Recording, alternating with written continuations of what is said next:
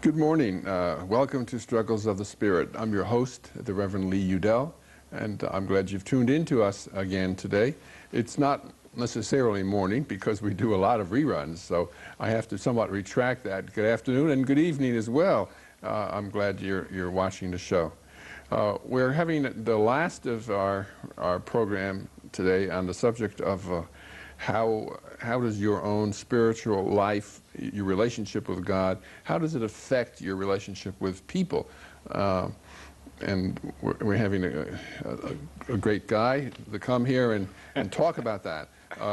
John McDay, Dr. John McDay. He's a radiation oncologist at the Fletcher Allen, and he's also an active member of the Baha'i religious community in the area.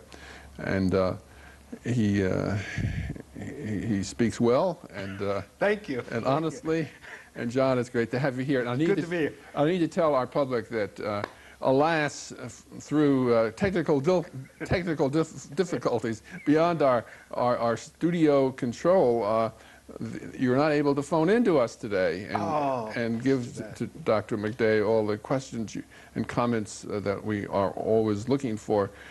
You can write, though, care of the Adelphia Cable's studio here in South Burlington, and any comments, and we'll send you a letter back, or phone you if you wish, if you give us your phone number. So we can do that, but that's just the written word. No email. Or email. I can email the studio. I don't know their email address, but it shouldn't be too hard to find out. We'll bring you into the 21st century. All right. But thanks for having me. Thanks for having me. It's good to be here. Yeah. So the question is,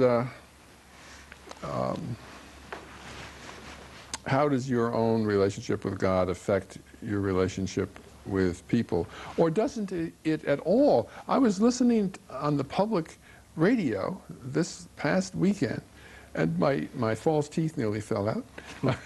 They said that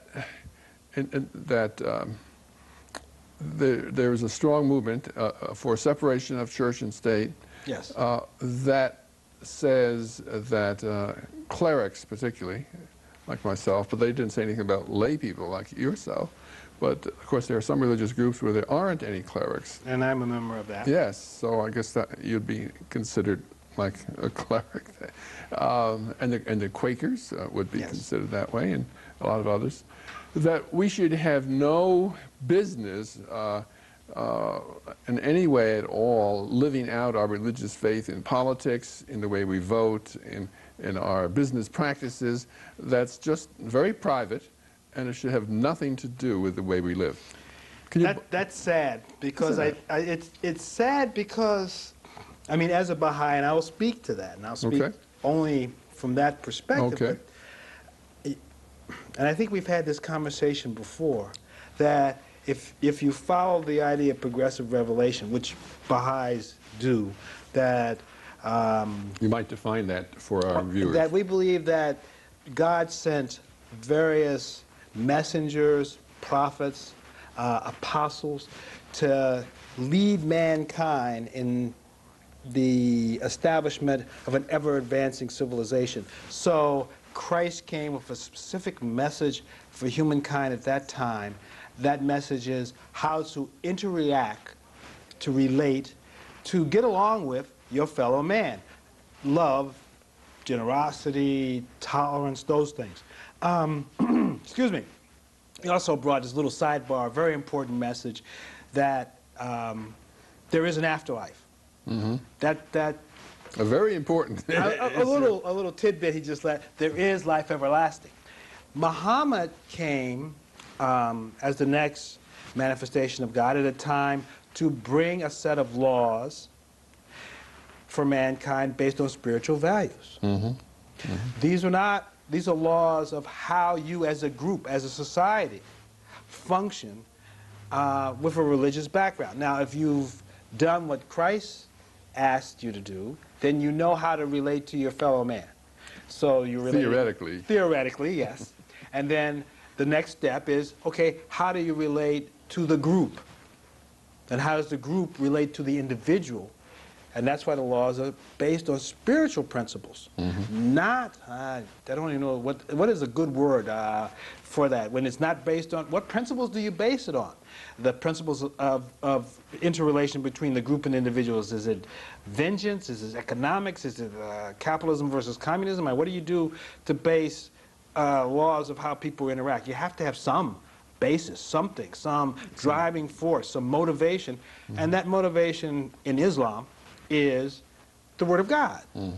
The Baha'i faith, we're followers of Baha'u'llah. We believe to be one of the messengers in this chain of messengers God has sent.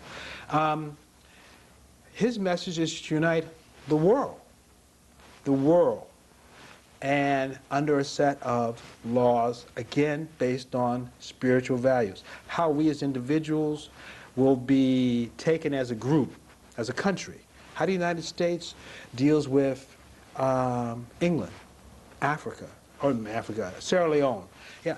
So there's a progression of things. And to just think that, gee, we can just figure that out on our own is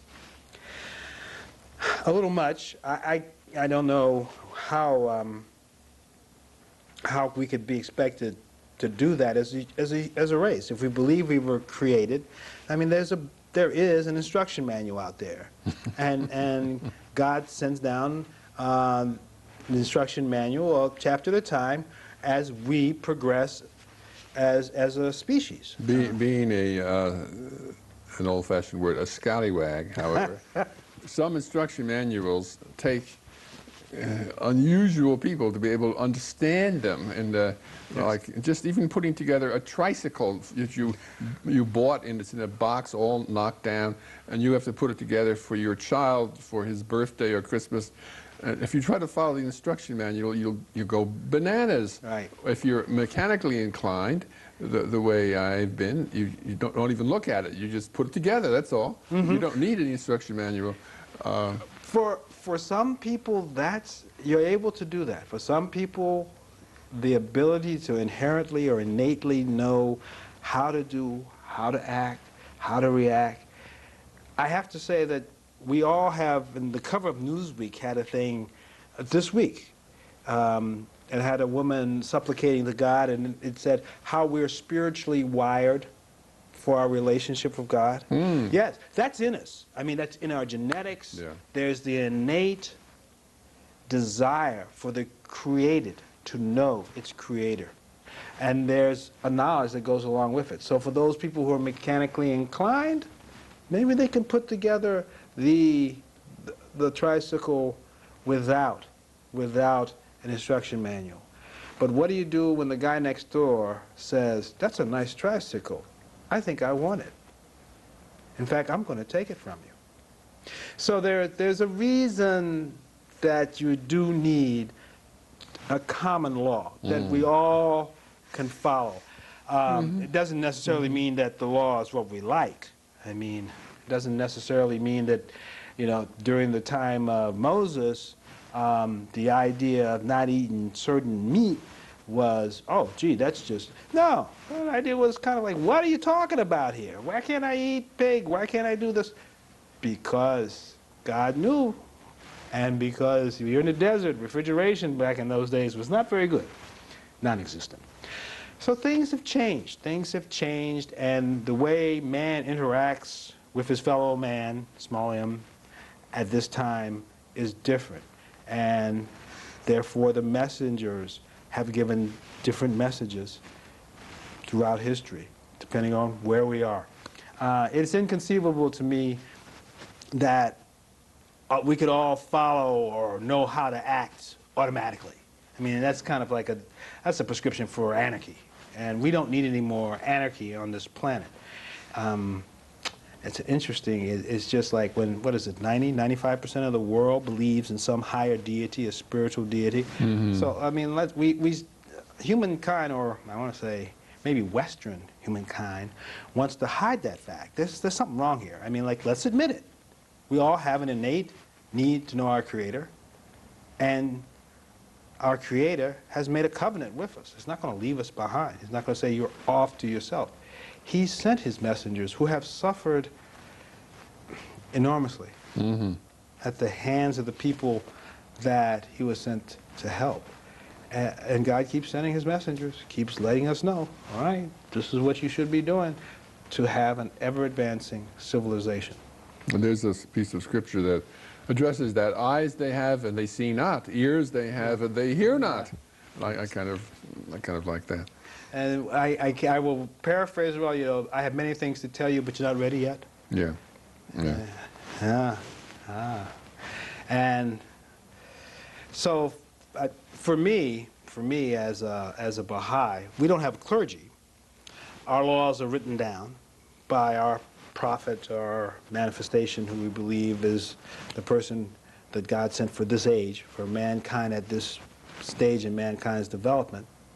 So the laws are written down, and it's our obligation, our covenant with God, to do the best we can to follow those laws, to follow those laws. And the emphasis is on international relationships? Yes. In fact, this May, in Haifa, Israel, there will be a celebration of the completion of the Baha'i World Center.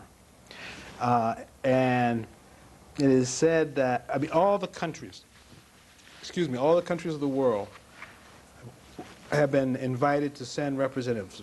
19 Baha'is from every country where there are Baha'is located will send representatives to this opening. And it's going to be broadcast throughout the world, simulcast and webcast, the whole thing. And that's significant for us in that it was foretold that at this time, at this new millennium, that God would raise, I want to say, a new race of men, but it's not a new race of men. It's the way we're going to relate to each other. We'll start thinking about each other not as a member of one country, but as a member of the world, a world citizen view, rather than a one country or one neighborhood view. You could comment, and I'm sure you know about this man. There was a man who lived in the 1300s who came from North Africa, Ibn Battuta. Yes. And I've read about him a lot. And he was like Marco Polo, except he way outdid Marco Polo because he would live for quite a while in different places as he traveled. And he went all the way to China from North Africa and back. But he did that over a number of years. And the fascinating thing to me, which it fit into what you're saying, John, is that he was a devout Muslim. And what seemed to bind people together, whether he was in Egypt, whether he was in Mecca, whether he was in India, whether he was even in East Africa or in China, were the Muslims who would welcome him into their midst. And it wasn't evangelical. They Yes. had colleges, universities, they had law courts, they had impressive responsibilities, and nationalism wasn't really terribly important by and large. And no one said, well, you're from North Africa, we don't have anything to do with you. I mean, that was irrelevant. I mean, he was a devout Muslim, a learned Muslim, and that's what was important. That's what kept Yeah. them together. We don't have anything like that, you know. We say nationalism, USA first. US way, all the way. Yes. At the expense, and that's the unfortunate thing, the thing we don't see, is that at the expense of another group of people. And I think that's what's happening right now, although I'm not an anarchist and I don't agree with a lot of the methods of the protesters who are bringing up issues about NAFTA and the new hemisphere trade plans. There are some points there to be made in terms of how what I do and the products that I'm able to buy on the shelf are affecting people thousands of miles away. We need some guidelines, and that's where I say spiritual guidelines. It can't be based on greed. Excuse me. We tried that in the 80s. It has to be based on a higher calling, which we all as human beings have inside of us. And we have to be willing to sacrifice a little bit to let that higher calling out. I mean, maybe you won't be as rich as you'd like to be because you realize that there are more important things, and you have a commitment, and there are certain, not rules and regulations, but certain guidelines, certain ways that we should think about our fellow man that have to be for us to get along as a people. You're taking seriously the stuff that Jesus said, that we are our brother's keeper. We're supposed to love our neighbor as we love ourselves. You're taking that seriously. Well, yes. I thought that's just for Sunday school. No, no. Well, that's what you said. The title for today was "How does it affect your life, your daily life?" And it's hard because one of the cornerstones of how the individual as a Baha'i acts is to be trustworthy and truthful. Mm-hmm. Now, when you first say that, people will think, okay, trustworthy means if your coworker comes in with a polka dot tie, striped pants, and a plaid shirt on, and it looks terrible, that your trustworthiness, your truthfulness, your honesty means you will oblige to hurt his feelings and to just, slam him pretty hard about the way he's dressed. No, no, that's not how I interpret what God's talking about. No. What God's talking about is you have a commitment, spiritual obligation. You have a commitment to do, this is what Spike Lee, to do the right thing. When faced with a choice to do the proper thing, and I think that that's what trustworthiness and truthfulness are all about. If you're a construction worker and you happen to be working on a nuclear power plant, or you're in charge of procuring the materials for the building of a nuclear power plant, and it says it wants X tensile strength steel, and you can get Y for cheaper and pocket the difference, it doesn't even cross your mind to get Y, because you are trusted and you are trustworthy. And when we talk about the fear of God, the fear of God doesn't mean, gee, I'm afraid. No, it means there's laws, and I fear what happens if I don't obey these laws. And these laws come from a higher source. A source knows more about us than we know, so that you wouldn't have the problem you had with in California with the building of nuclear power plants when they found out that the pipes were poor grade steel. That just doesn't happen. That's how humankind advances. We have to take seriously what we do. We have to take seriously the trust that's in us, the spiritual obligation, the sacred obligation that we all have. Before you say, well, that's easy for you to say, you're a physician, and of course you took an oath. You weren't going to say that, were you? No. Because it's not so easy. It's important that each of us realize, whether we're a mathematician, a sanitation engineer, a construction engineer, whatever, that we all have to be trustworthy and truthful and honest. For physicians, it just fell apart very easily in the early 70s. Actually, it started in the 30s. There was something called the Tuskegee experiment, or Tuskegee incident, it came to be known as.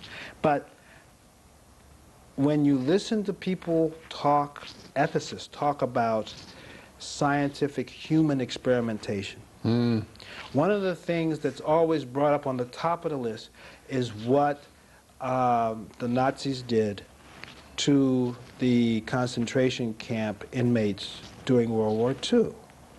That is brought up as being one of the examples of when science without spiritual leadership goes amok. Which, again, a little sidebar, these people who think we can do this without some kind of spiritual innovation, okay. It's always pointed out that these people were evil, these people were just mean and nasty. I mean, the Nazis were just inhuman. Stormtroopers, yes. With everything negative that implies. Well, and then number 2 on the list is what happened at the Tuskegee experiment in which, I don't know, can I go back a little bit in history and just, Sure. you might know what that's about, but maybe your listeners don't. In the 1930s, they didn't have the antibiotics we have today, and syphilis was a very understood disease because syphilis, you think about as the acute problem as a sexually transmitted disease, but it has other stages that don't manifest itself as sores or ulcers, but actually cause different problems with organ problems, with large vessel disease, etc. So the study was set forth to follow a group of black men who had tertiary syphilis, who had reached that stage, and to follow them out and see and record what happens to them. I mean, no little light went off in anybody's head about this is wrong. They weren't being deprived of appropriate treatment? They weren't being deprived then of appropriate treatment because there wasn't really a treatment. Okay. The problem came in the 40s with World War II. There was the development of antibiotics, penicillin. Sure.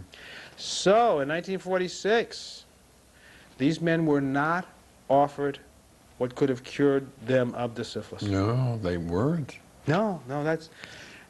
And they, not only were they not offered the curative penicillin, I mean, the syphilis bacteria is very exquisitely sensitive to penicillin. They weren't offered this. They were followed.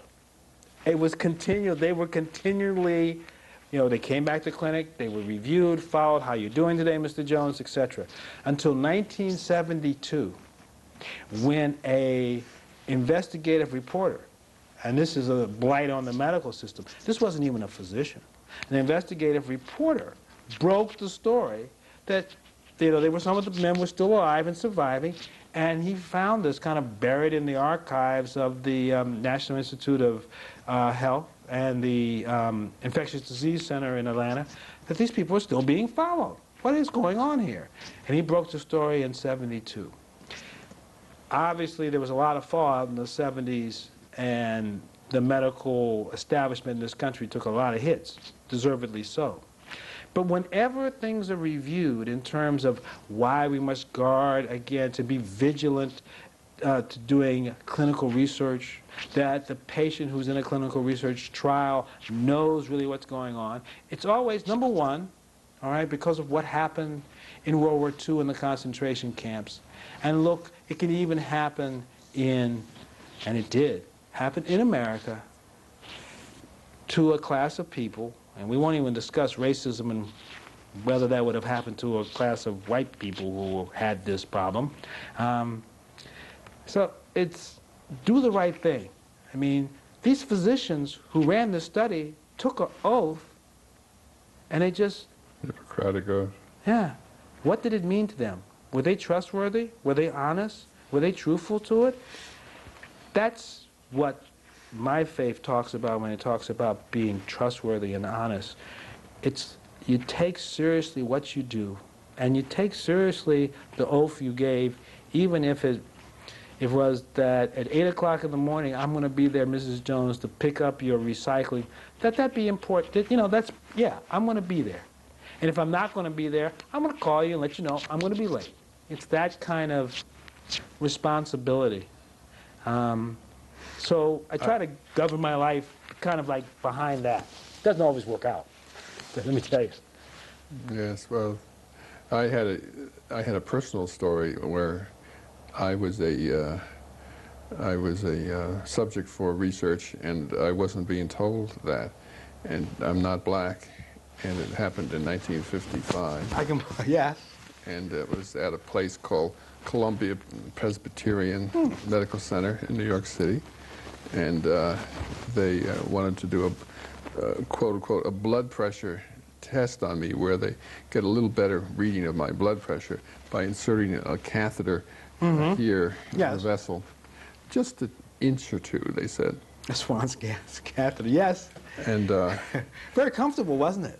well, I know you're not supposed to be able to feel this, but I knew when it hit my armpit and it was going into my heart. And Yes, yeah. And they were catheterizing. They were catheterizing me, which is the basis of, you know, without no good physician these days would do a bypass operation without having somebody catheterized first. I was one of the quote unquote volunteers who whose body they perfected the technique. Yeah. They didn't pay me for it, and they didn't say I was a subject for research. They just sort of said, we want to get a better blood pressure reading. Thank you very much. And they had a what do you call it, over my chest? Fluoroscopy? What were they? Yeah, fluoroscopy. Yeah, because you had to find, what they were doing was finding out where the catheter ends up as you thread it up there and people to faucet. Oh yeah, sure. Yeah. You know, I always had a scientific mind, so although I never went to medical school, I knew what they were doing within, you know, a few minutes. I never confronted them with it, and It's interesting. It was interesting. Well, they did a pectus excavatum for me for nothing, because I was a starving seminarian at Columbia Presbyterian, and I was there 4 weeks, so so no charge. So I felt, well, I owe them something. So that's how I bargained with it, you know. So interesting. But there you are at 55, and on that kind of test is all heart surgery is based, you know. Yes. Yeah. But now, how, being a Baha'i, how would some of those enormities be avoided? Well, there's no clergy, so you have to take seriously the writings you read. I mean, I take seriously the covenant I've made with God, that if I took an oath, and the Hippocratic Oath, when I took it in 1976, is different now than the oath people take. And we can get it. I have some problems with the oath. Oh, they've changed it. Yes, it's now physicians are more promoting life. I guess when I was a medical student, the first order of physician was physician do no harm. Yeah, yeah. And in fact, I don't know if you know, I am changing careers later this year. And one of the things that's driving me. What are you into? No, well, I'm leaving. Well, I'm going to leave oncology anyway, because it's come to a place where, as a physician, and the oath I took, and I maybe would like to say as a Baha'i, because I believe and I hold sacred the oath I took. It's important to me that promoting life or prolonging life through technology is where medicine seems to be headed today. And that's not what I became a physician for. I became a physician to alleviate suffering. Full stop. And there's a difference. There's a difference. But that's my own little, if you wanted to know, yes, what do you do to make this, what am I doing to... That's the subject for today, is how does your own personal relationship with God affect your relationship with people?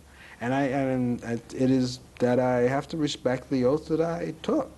And it's not exactly a fear of God. I mean, I don't think I'm going to burn in hell because if I kept on as an oncologist, I'm violating my own oath or my own beliefs that I took up as being important. But it has to set right with the person. But you're only trying to kill the cancer cells. You're not trying to kill any other cells. Oh, there's no question that as a physician, I have done things that in the short run will hurt a patient to hopefully make their life, to alleviate their suffering and make their quality of life better. I think that the demands of medicine in the year 2001 have gotten a little bit outrageous. And we, as a species, have kind of lost track of what life on this planet is all about. I mean, maybe... I think that's true. And I think, again, if you're talking about how do you keep the two separate, government and oh, religion is only a little small segment of your social private life. You should see the problems the ethicist has in a patient who wants limited medical intervention at the time of their death. That's impossible. The technology is available, and therefore in our world we have to institute it. It's not acceptable to say, gee, I believe in life after life, and you know, if it comes to the point where my life here is not functioning as I define it, I don't want to have my life prolonged. You can't do that. This is, I mean, so when I hear about people talking about, let's separate church and state, let's separate spiritual values, let's ignore these things, they're not important, they're little private things, boy, then I get reduced to being just a number on a page, and people started dictating how I am going to be treated when I'm in a life or death situation. And it's not according to what I want or what I believe in. I don't even know what it's according to. Is it their belief that everybody should live on machines for the rest of their life? I hope it's not. Maybe it is. Maybe it is. But no, we need a spiritual basis. We need a spiritual basis to govern us as a people. We've seen in history what happens when we allow our own wants and needs, our own animal nature to be our guiding light, and it doesn't work. It doesn't work. That's why God sends a messenger. That's why he sends them.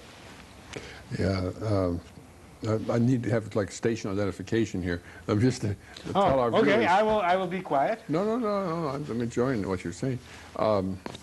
We're talking here today on Struggles of the Spirit with Dr. John McDay. We're talking about how one's own relationship with God, how one's own spiritual life influences or doesn't influence one's relationship with people. I normally at this point would say, please phone in, and the phone number is, and I would give you the phone number, but I understand that although the team here at Adelphia Cable has been trying to rectify the problem, that they have not yet been able to find out why the phone line dedicated just for your purposes of phoning in to us has been disconnected. So they're going to rectify that, and the number will be back in operation, I'm sure, next week. But at the moment, it's not. So if you would like to comment on what Dr. McDay is saying or what I'm saying, please send in your thoughts in a note, care of the Adelphia Cable Public Access station here in South Burlington. Or as Dr. McDay was saying, find out the email address of Adelphia Cable and do it that way. But we'd like to hear from you. And yes, maybe the engineer could find the email address before the end of the... Karen, could you, at the appropriate point, put in the tape the email address? I don't know. Rob, your email address. Why don't you just put it below? And we can just, and you know, I would be very happy if you forward me anything to respond to it. That's so fine. Let's do it that way. Yeah, if you forward me an email, that's fine. That's fine. So,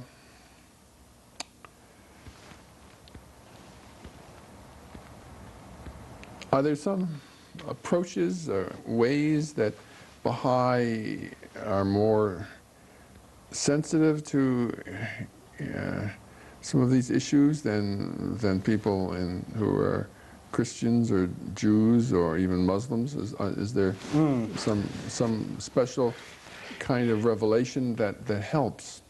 I think one of the things that, as we've talked before, again, if we had achieved what Christ had wanted us to achieve, then we would be we would be ready to move on and be ready for this.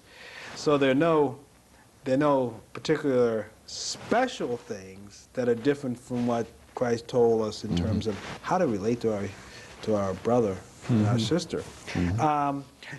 What's different is the the fact that every couple of 100 years or 1,000 years, God sends a messenger. Right before he sends a messenger, the previous dispensation usually falls into stagnation. I'd say that. Just because it's gone as far as it can go in terms of its message or the way it relates to humankind.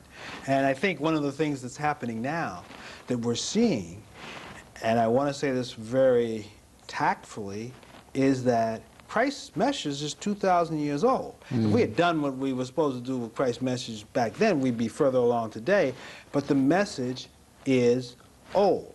It is not up to date. It's driving a Model T when we should be in a Ferrari. That's not to take anything away from His Holiness Christ. So that's where my question originated. What is the Ferrari version that Baha'i has to offer? That we should be thinking about how we interact with our fellow man on a worldly basis, as world citizens, beyond Muhammad's nation, beyond Christ's individual, but at this level, at a level of how does my action here, how does the fact that America uses, of course, I mean, when you just think about it, we use more electricity than any, one country in the world. We're number one for electric usage, but that number two uses about 1/3 the total, and it's a country with 1 out of 5 people in it. I mean, it's China. I mean, how can 270 million people use as much power, waste as much power, natural resources, as we do, and think nothing of it? I mean, it's just mind-boggling. We have got to start looking around us. We have got to start thinking out of the box. We can't keep going like we're going. And I mean, you can't say over and over again how important it is for us as a people to get out of our small local view and start thinking about ourselves as world citizens. And if we don't, we're just going to continue gobbling up the world's resources and then wondering what's going on. Why is this bad? It's like we have no clue. We just don't have a clue. Does the Baha'i have like a creedal statement where that would be said? I mean, like in Christians we have a theological creedal statement, and but there's nothing there about relationship with other nations. It's right. Two things. One, when Baha'u'llah declared his mission, he wrote a tablet, or a tablet, to each of the kings or queens of the major countries of the world at that time, England, France, etc., Napoleon in England, Victoria in France, etc., declaring, what his mission was and what time it was in humankind. Those writings, those tablets are written down. And there are hundreds of volumes of tablets written to the individual believers detailing why it is at this time. Interestingly, there is a book of laws, the Akdas, the book of laws.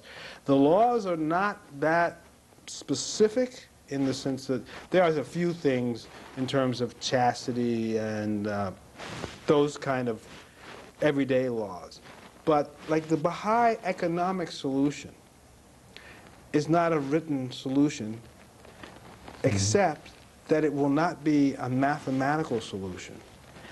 It is a spiritual solution. The solution to economic problems in this planet are not about economics or about a new differential equation that will predict how the stock market in Hong Kong is affected by the stock market in New York. It is a spiritual solution, how we relate to people in Hong Kong versus what we do in the stock market in New York, what our values, what we invest in, those kind of things. So it's a different way of looking at the problem. It really is based on spiritual solutions. There's not a mantra that says, gee, this is the way you treat economics. This is the way you treat race. This is the way you treat equality of men and women. It's all bound together, and this is the way mankind has to act. That's written out, but it's not one specific thing for one topic. I hope that answers in a way your question. But my obvious issue that I'm trying to address is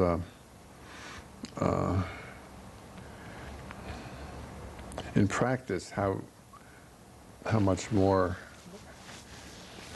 effective is Baha'i at stressing international life together as brothers and sisters than the other major religions of the world. How much more effective? Is it, I mean, do people think of that when they think of Baha'i? There's one thing, depending on where you're from, many people, I've always said, in my religion, there's a niche for everybody. Many people think globally. That's the background they're coming from. Many people think internally.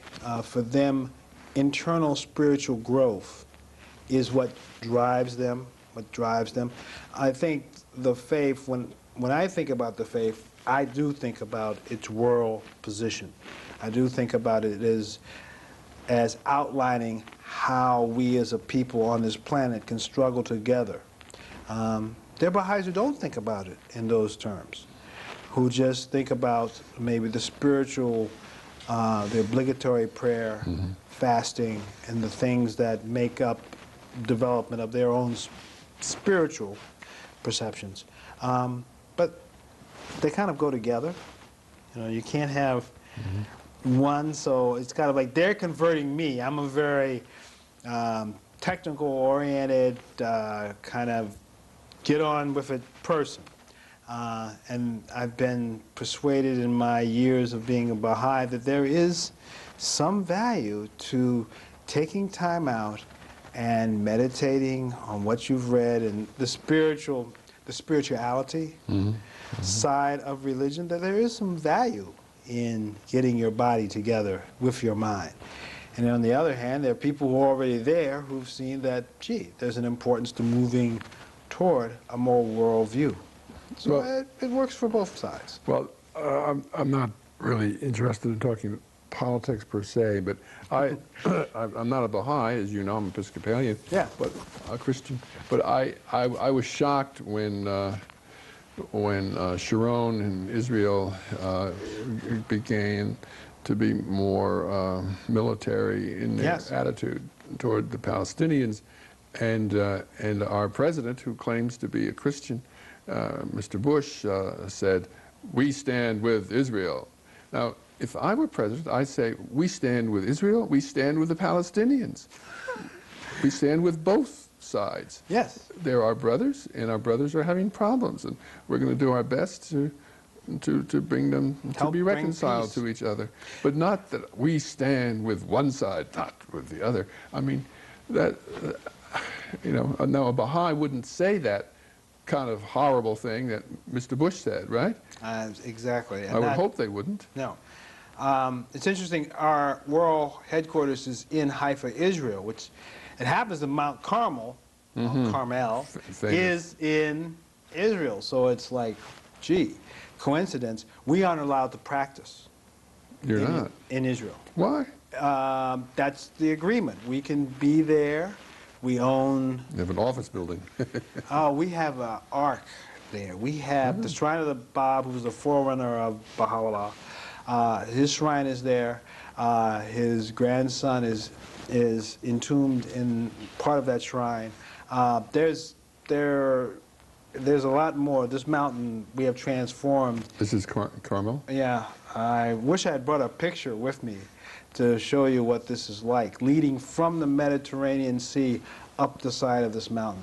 I remember from my Hebrew scripture studies that do you I don't know if you're thinking of what I'm thinking of about Mount Carmel, but God's holy mountain. God's holy mountain, but there's this incredible you might say competition between Elijah.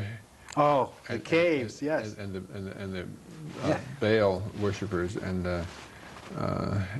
yes, you can see the Mediterranean from the top of Mount Carmel, And I think I'm remembering two things, and maybe I'm mixing them up, but one was where Elijah said that they were going to have a sacrifice offering to God, and they poured buckets and buckets and buckets of water on the firewood, and it blazed up anyway. It blazed anyway. And Baal worshippers couldn't, when it came their turn, they couldn't get the fire to burn at all with all the water on it. And the other was, there was something about, there had been a terrible drought for a long time, and everything was just drying up. And so Elijah said that there would now be rain. And they looked off toward the Mediterranean, and there was a cloud suddenly that they saw. And the cloud grew and grew and came closer and closer and closer, and then it got dark, and then it rained. Yes. So this is all on top of Mount Carmel. It is a very powerful, I've had the bounty of going there and going on pilgrimage there. Must be something. It is a very powerful place. The caves of Elijah, there are two sets. The lower set is a Jewish holy place. The upper cave is a Christian holy place. And it is the Jewish holy place. They have a tablet that's asking that the Jewish people will assume their greatness when the return of Moses, when the manifestation comes. And the Christian tablets are saying the same thing. And we're kind of looking around as Baha'i saying, guys, he's back. Look up the hill further. There's the Ark of the Covenant, we call it, where the Baha'i World headquarters are. It's an amazing place. But back to what you were saying about the Palestinian situation, the Jewish situation. I mean, this kind of problem cannot be resolved just by each party thinking that they have the answer, and No. you know, it does take a spiritual solution, and it does take a commitment to God. It takes a trustworthiness, a truthfulness, an honesty, a real commitment to God to bring two sets of people who have been at odds for almost 1,000 years, long time, together. It's inconceivable to me. Again, I'm going back to the beginning of this conversation, that there's some way that without some spiritual value you can't bring, you can't do it. I don't, and there's nothing wrong with admitting that. Mm-hmm. There's nothing wrong. Mm-hmm. One of the things that President Bush, George Bush has done, George Bush Jr. has done, has done is the idea of giving religious organization federal grant money. Yes. And I've heard all of the arguments, of course, on National Public Radio, of all the people saying, well, this is the wrong thing, wrong thing, wrong thing. And nobody wants to admit that they've looked at the government programs, and the government programs have failed. The programs that have worked are programs that have some spiritual basis. Either the Christian churches working in the neighborhoods, or the Muslim churches, Islam, working in the neighborhoods. And what have they offered the people? In drug rehab, in poverty, they've offered them some spiritual nourishment. They've given them a spiritual basis to change. And unfortunately, it's very hard for people whose whole careers are based on keeping church and state aside to admit that. But it's out there. Mm-hmm. And even Mr. Bush knows, President Bush knows, that without the spiritual basis, all these government programs are just, you might as well throw the money in the Lake Champlain. They're not going to work. They haven't worked. Right. You know, it's in a way it's comical. If it wasn't so pathetic, it would be comical. The amount of money that has been spent in drug interdiction programs, yes. drug research, drug counseling, and it doesn't work. No, the public likes their drugs, and they're going to continue to get them one way or another. And not until there's a change in the hearts and minds of mankind. Right. That's a spiritual change. That's not Right. Right. that's not a governmental change. It's not for fear of the FBI catching you. That's exactly. It's for fear of God, and not fear that if you do it, something's going to, you know, fall out of the sky and hit you on the head. It's fear that these are God's laws. This is what God said will work for our society. And if I don't follow this, things are going to go bad for all of us. Same thing about prohibition. It didn't work. Right. Well, unfortunately, we are doomed to keep repeating history until we wise up, and it's tough because we don't want to wise up. It's not easy. So you're saying, John, that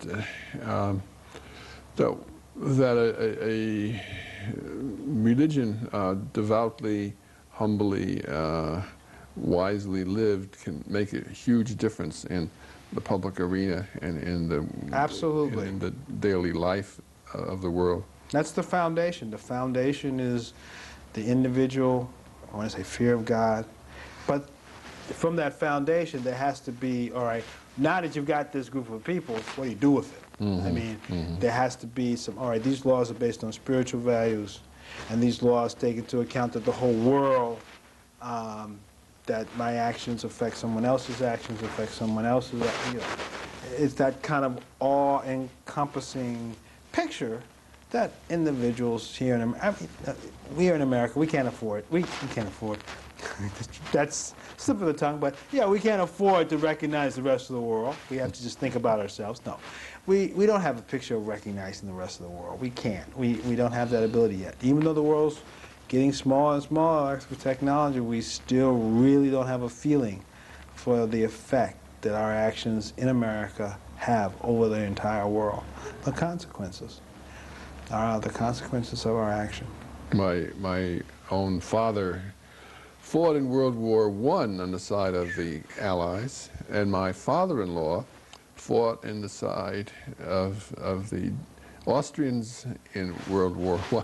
Fortunately, they were, and also he was a physician, and also the doctor who delivered both of our children fought on the side of the Austrians in World War I. So now, who's the bad guy who deserves to be shot? My father or my father-in-law or the doctor who delivered our children?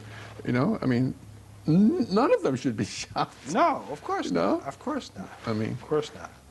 so to me, personally, in my own family, you know, I guess I'm a Baha'i in that sense. That it's just appalling that there'd be any other solution.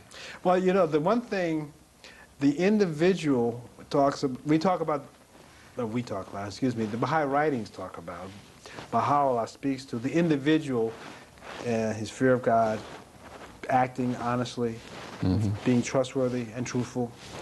Institutions, on the other hand, have justice as their gold standard.